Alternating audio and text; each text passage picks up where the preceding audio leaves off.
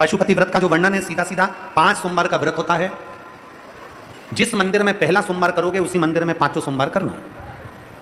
तुम्हें कहीं जाना पड़ जाए किसी सोमवार को तो व्रत को छोड़ दो, आना फिर वापस करना, तो वो 5 गिनती में लेना।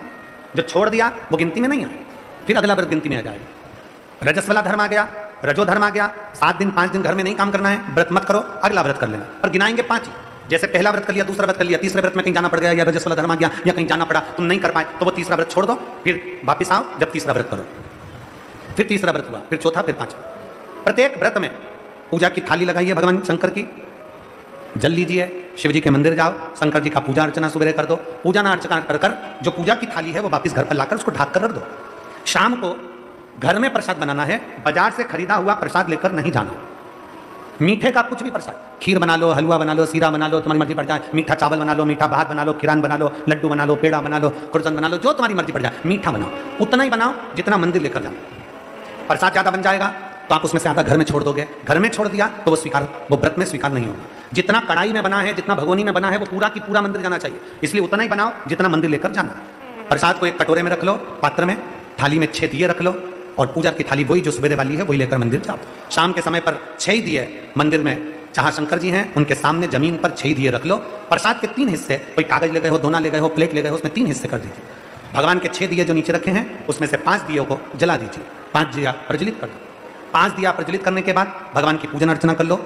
6ठे नंबर का दिया जो जलाया नहीं है, बाबा से विनय कर पूजा की थाली लेकर अपने घर को चल दो। घर के अंदर जब प्रवेश करो, घर के अंदर जब आओ, सीधे हाथ अपना राइट हैंड घर के बाहर अपने सीधे हाथ की ओर बैठ जाओ। अंदर मत जाना, घर के बाहर बैठ जाओ, घर की ओर मुख कर सीधे हाथ की ओर बैठकर वहीं पर जो 6ठे नंबर का दिया है वो प्रज्वलित कर दो, जला दो।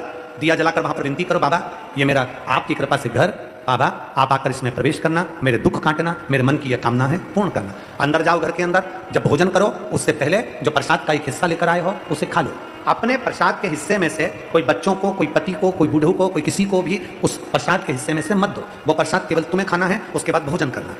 जो भी आप भोजन करते हैं वो भोजन ग्रहण करें। इसी तरह से 5 व्रत पूर्ण करना है। 5वां सोमवार का व्रत होगा। शाम के समय जब जाओगे तो एक श्रीफल, कोई भेंट और 108 या तो चावल के दाने, मूंग या फिर फूल की पत्ती, कोई बेलपत्र, 108 कोई भी सामग्री शंकर जी को श्रीफल के साथ में धीरे धीरे कर चढ़ा देना है। अपनी कामना करना है, पूजन जैसे करते थे वैसे ही करना है। प्रसाद के वही 3 हिस्से, वही 6 दिए, सब वही की वही करना है। और 6ठा व्रत, 5वां व्रत पूर्ण हो जाए, बाबा को विनय करो, बाबा आज मेरा व्रत पूर्ण हो गया, मेरी झोली खुशियों से भर देना, बाबा आप कृपा कर देना, और अपने घर को आ जाओ। बड़े आनंद के साथ 5 व्रत पूर्ण करिए।